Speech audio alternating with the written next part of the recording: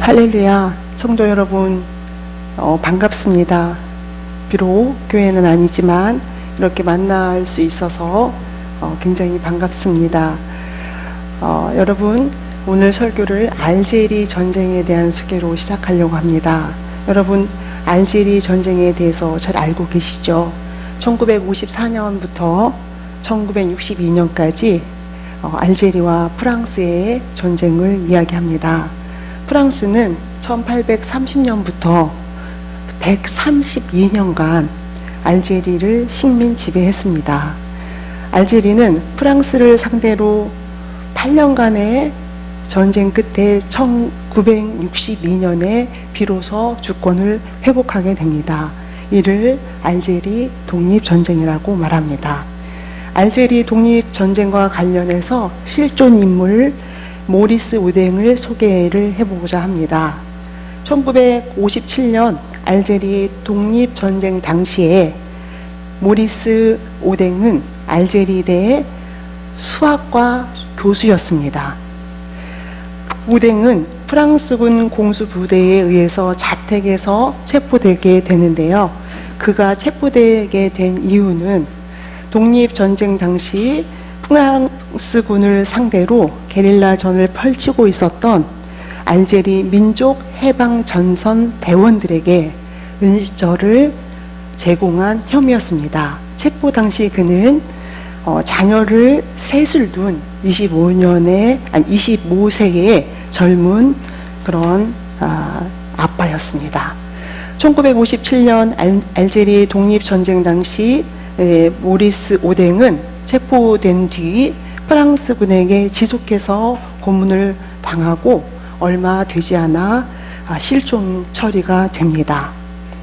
프랑스군은 이 오뎅에 대해서 그를 다른 군 교도소로 이감하던 중 오뎅이 탈출했다고 보고를 했지만 그러나 그것은 사실이 아니었습니다. 거짓이었습니다. 사실은 모리스 오뎅은 프랑스군으로부터 심한 고문을 당해 숨진 것이 사실이었습니다. 그렇다면은 이 실존인물 모리스 오뎅의 죽음에 관해서 우리는 어떤 생각을 할 수 있을까? 그의 죽음은 무엇을 의미하는 것일까? 모리스 오뎅의 죽음은 그의 모국 알제리를 위한 의미 없는 삶이었습니다. 사랑하는 성도 여러분, 이 세상에서 가장 중요한 것이 무엇이 있을까요? 가장 중요한 것이 무엇이라고 생각하십니까? 그것은 아마도 우리 모두가 입을 모아서 삶이라는 얘기를 할 수 있습니다. 그렇다면 그 삶이 어떤 삶이어야 하는가? 구체적으로 이렇게 속박되고 그리고 권력으로 인해서 식민지 지배를 받는 자의 삶이 진정한 삶이 될 수 있는가? 라는 질문을 할 수가 있습니다. 그렇기 때문에 우리에게 소중한 것이 삶이라면 더 구체적으로 속박되지 않는 삶, 자유를 갖고 있는 삶, 그리고 마음껏 그 삶의 의미를 펼쳐 나갈 수 있는 그런 삶이 진정한 삶이라는 생각을 하게 됩니다. 이렇게 자유로운 삶을 위해서 역사 속에서 많은 사람들이 목숨을 가지고 목숨을 희생하면서 지켜온 것을 보게 됩니다. 그렇다면 오늘도 자유로운 삶의 소중함 앞에 있는 우리에게 열왕기상 21장은 어떤 이야기를 들려줄 수 있을까요? 열왕기상 21장은 이렇게 시작되고 있습니다. 1절 전반부를 읽어보면 전반부 그리고 뒷부분을 읽어보면 사마리아의 왕 아합과 포도원 주인 나봇이 이렇게 이야기가 시작되고 있습니다. 즉 21장은 아합 왕과 포도원 주인인 나봇의 이야기라는 얘기를 우리는 알 수가 있습니다. 1절에서 이스라엘 사람 나봇에게 이스라엘에 포도원이 있어 사마리아 왕 아합의 왕궁에 가깝더니 나봇이 갖고 있었던 포도원은 아합 왕 왕국에 가까운 곳이었습니다. 그래서 아합이 나봇에게 이야기합니다. 내 포도원이 내 왕궁 곁에 있기 때문에 내가 그것을 갖고 싶다. 나를 내가 그것을 가지고 채소밭을 삼아서 그것을 소유할 수 있도록 해라. 그 대신에 내가 더 아름다운, 너의 포도원보다 더 아름다운 포도원을 주든지, 네가 만약에 돈을 원한다면 충분한 돈을 내게 주겠다. 이렇게 왕이 제안하고 있습니다.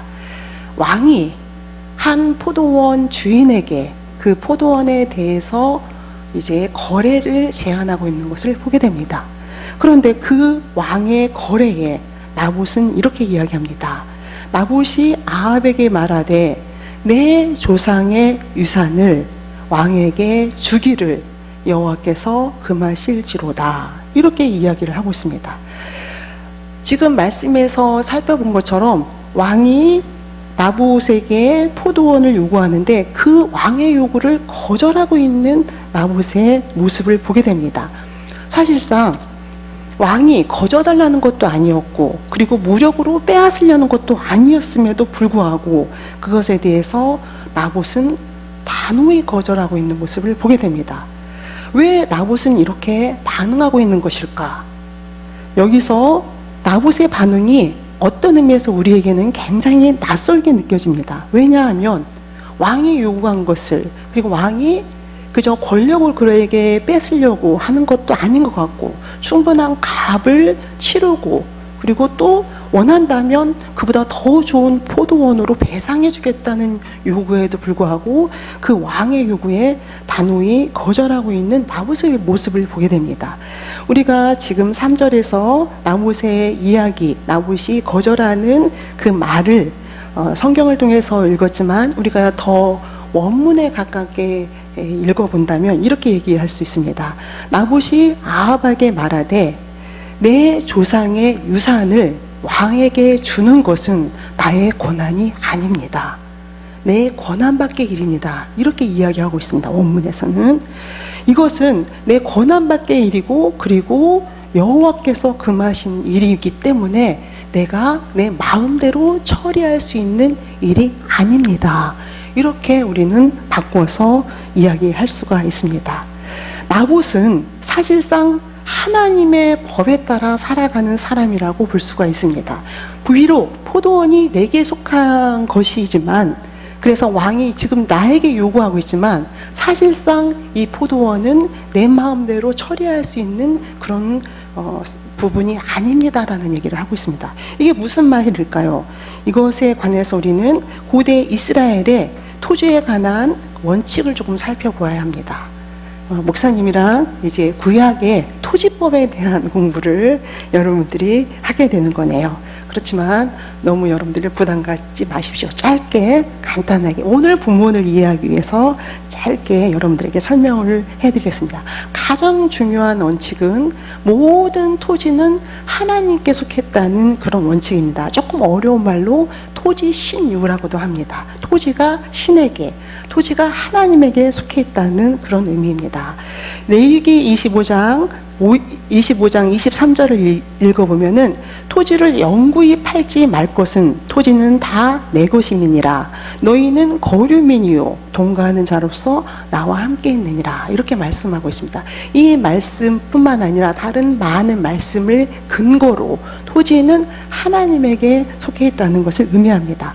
그렇기 때문에 아합의 그 요구에 나봇은 단호히 거절할 수밖에 없는, 이 토지를, 이 포도원을 왕에게 주고 안 주고의 문제는 내 권한밖의 일이고 그것은 하나님에게 달려있기 때문에, 하나님께서 금지하셨기 때문에 나는 이 토지를, 이 포도원을 당신에게 줄 수가 없습니다. 이렇게 이야기를 하고 있습니다.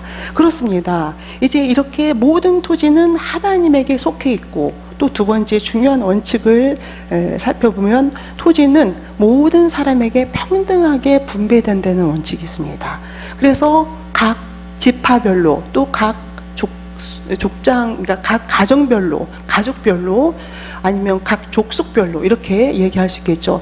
거기에 해당하는 필요한 만큼의 땅이 아주 평등하게 분배되었고, 또 특별히 제비뽑기를 통해서 이렇게 분배를 하고 있습니다. 그렇게 평등하게 분배되어 있고, 그 땅은 이제 누구에게 팔거나 또 살 수가 없었던 그러한 토지 이 이스라엘의 토지법에 대한 그런 하나님의 법이 있었고 또 그렇게 그 법에 따라서 이스라엘 백성들이 살아가게 됩니다.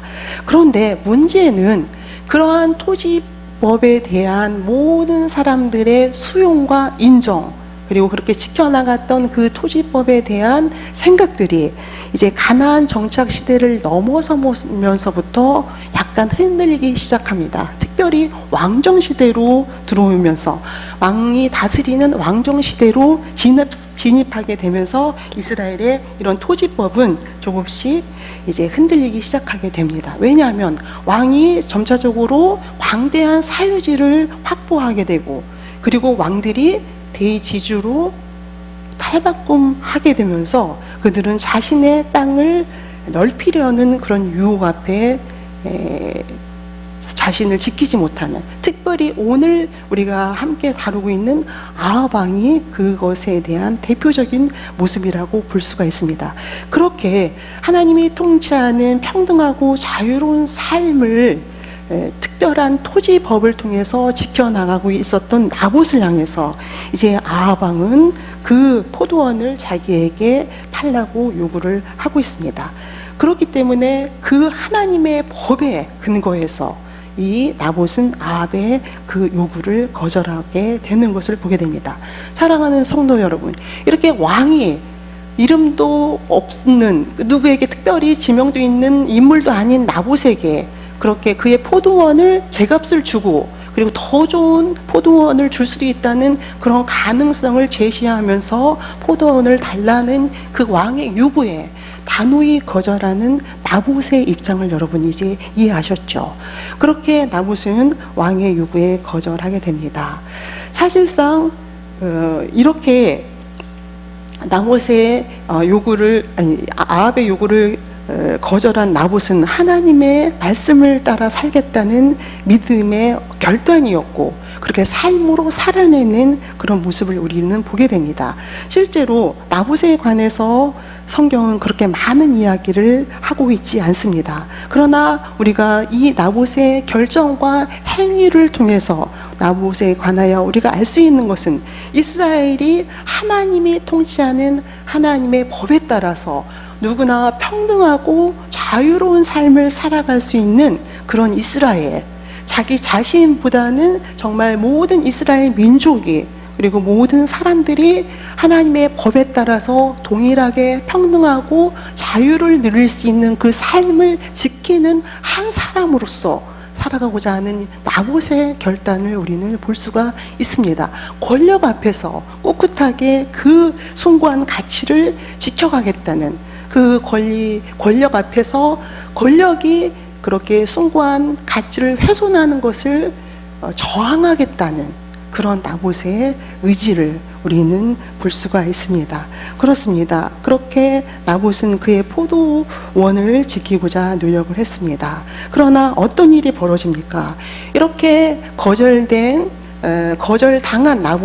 나봇으로부터 거절당한 아합은 이제 이세벨을 통해서 그 포도원을 가로채게 됩니다. 이세벨은 사실상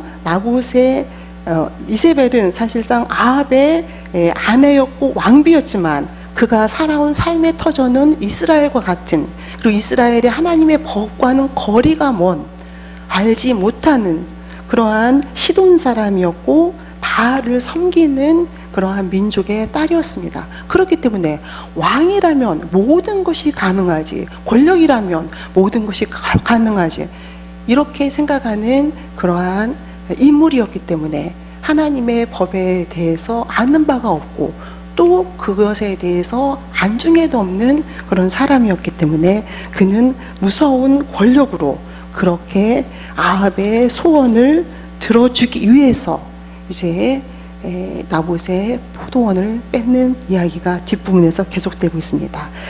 그렇게 이세벨이 나봇의 포도원을 뺏는 그 과정을 보면은 이세벨이 그 이스라엘의 장로들과 귀족들과 불량배들을 동원해서 음모를 만들고 그리고 그것을 실제로 실행하는 그러한 과정들이 오늘 읽은 우리 열왕기상 21장의 내용입니다. 그렇습니다. 실제로 이 사건이 진행되는 것을 보게 되면 이세벨의 음모에 가담하게 되는 장로들, 그리고 귀족들, 그리고 불량배들의 모습을 보게 되는데, 성서는 이 무서운 이세벨의 음모에 가담할 수밖에 없었던 장로들, 또 귀족들, 불량배들의 저항이나 반대하는 그런 몸짓이나 그런 행위가 전혀 나타나지 않고 있습니다. 마치 살아있지만 죽은 자처럼 그 이세벨에게 합류하는, 마치 살아있지만 자유가 무엇인지, 평등이 무엇인지, 정말 진정한 삶이 무엇인지, 숭고한 가치가 무엇인지 그것에 대해서 전혀 생각도 없는 죽은 자처럼 함께 이세벨의 음모에 가담하게 되는 장로와 귀족들과 그리고 불량배들을 보게 됩니다. 그렇게 그들의 커다란 사회악, 그리고 커다란 권력의 그 음모는 당연히 나봇의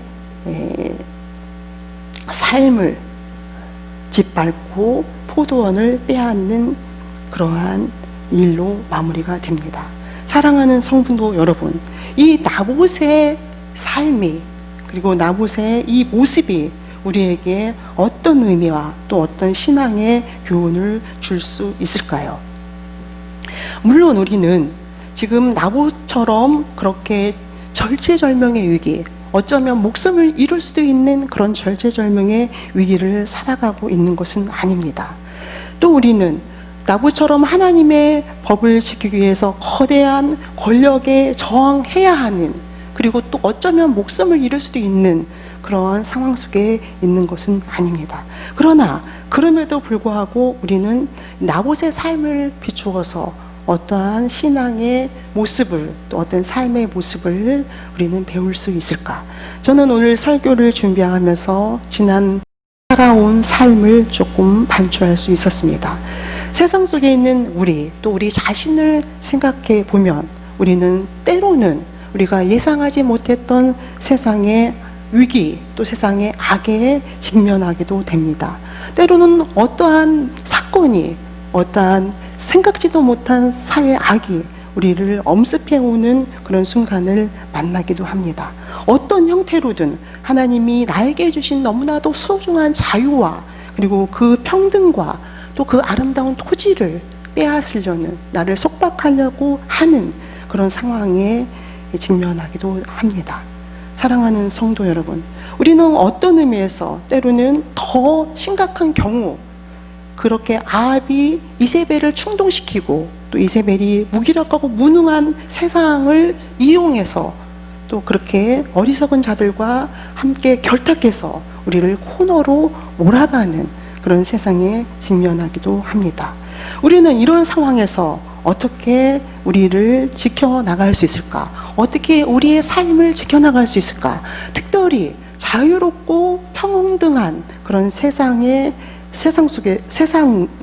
지켜나갈 수 있으며 또 그런 삶을 지켜나갈 수 있을까? 그렇게 질문하는 우리에게 오늘 나봇의 삶은 우리에게 무슨 얘기를 하고 있을까요?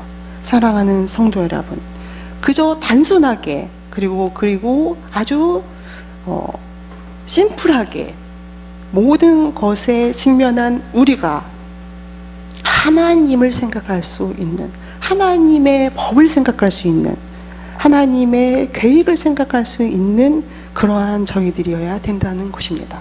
나봇은 정말 나봇이 진정 그 포도원에 주고 안 주고의 문제밖에 알지 못하는 범인이었을까? 그렇지 않다고 생각합니다. 그는 포도원을 주고 안 주고의 문제 밑에 정말 거대한 바위와 같은 깊은 그런 거대한 사회 악과 구조가 있다는 것을 분명히 그는 직감했을 것이고 분명히 깨달아 알고 있었음에도 불구하고 그는 분명히 그것에 저항한 모습을 보게 됩니다. 그렇습니다. 그저 하나님의 법에 어긋난다면, 하나님의 뜻에 어긋난다면 우리는 그것에 저항할 수 있는 준비를 해야 하고, 또 또 저항을 시작해야 된다는 것을 보게 됩니다. 우리의 것을 빼앗으려고 하는, 우리의 건강한 삶, 자유로운 삶, 평등한 삶을 빼앗으려고 하는 그러한 요소들이 무엇이 있을까요? 때로는 우리를 찾아오는 어떤 우울함, 때로는 우리를 찾아오는 무기력, 때로는 우리를 찾아오는 세상이 너무나 불공평하다는 그러한 또 생각, 그리고 또 내가 살아가는 이 환경이 너무 불공평하게, 불합리하게 주어졌다는 그런 유혹, 이런 모든 것들이 정말 내 안에 숨쉬고 살아있는 좋은 그 포도원을 빼앗으려고 덤비고 있다는 그러한 성찰을 할 수 있어야 된다는 것을 보게 됩니다. 그런 상황을 우리가 마치 운명처럼, 숙명처럼 받아들인다는 것은 하나님의 법이 아니라는 얘기를 하고 있습니다. 나에게 아름다운 삶, 숭고한 삶, 자유로운 삶, 평등한 삶을 빼앗으려고 하는 그 거대한 그런 구조와 그 권력과 또 그 악에 우리가 너무나 무기력하게 살아가는 것은 하나님의 법이 아니라는 것, 하나님의 뜻이 아니라는 것을 오늘 성경이 다윗의 삶이 이야기하고 있습니다.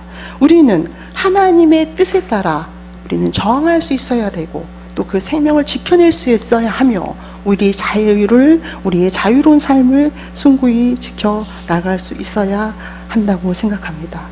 저는 하나님의 뜻에 따라 그러한 삶을 지키기 위해서 하나님의 뜻에 따라, 그렇게 하나님의 법에 따라, 하나님 외에 다른 신을 섬기지 말라는 말씀에 따라서 하나님을 예배하는 자로 늘 살아왔습니다. 하나님께서 내 여종도 남종도 쉬게 하고, 그리고 너도 쉴 수 있어야 한다는 그 말씀에 따라 늘 쉴 수 있는 날을 정하고 그렇게 쉬면서 살아왔습니다. 일일이 다 열거할 수 없지만 하나님께서 하나님의 법을 저에게 말씀하시고 그 법을 지키는 것이 너의 자유로운 삶, 너의 숭고한 삶을 살기 위함이라고 말씀하셨기 때문에 그저 심플하고 단순하게 순종하면서 살아왔습니다. 그렇게 말씀을 지키며 살아오고 깨달은 것이 있다면, 내가 말씀을 지키면서 살아온 줄 알았는데 사실상 이만치 살다 보니 하나님의 말씀이 저의 삶을 지켰고 저의 생명을 지켰고 그리고 저의 자유를 지켰다는 것을 알게 됩니다. 사랑하는 성도 여러분, 여러분은 또 하나의 나봇으로서 여러분들의 중요한 숭고한 가치를 지키기 위해서 가장 먼저 여러분들이 해야 하는 것은 하나님 앞에 순종하는 삶, 하나님의 말씀에 따라서 그저 단순하게 순종하는 그런 삶을 시작해야 합니다. 그런 삶이 바로 여러분들의 삶을, 또 여러분들의 자유로운 삶을, 여러분들의 숭고한 삶을, 여러분들의 아름다운 삶을, 여러분들의 가치를 지켜준다는 것을 이야기하고 있습니다. 그렇게 여러분들의 삶을 하나님의 그런 법에 따라서, 하나님이 주시는 그 하나님의 법에 따라서 살아갈 수 있는 저와 여러분이 되시기를 축원합니다. 기도하시겠습니다. 살아계신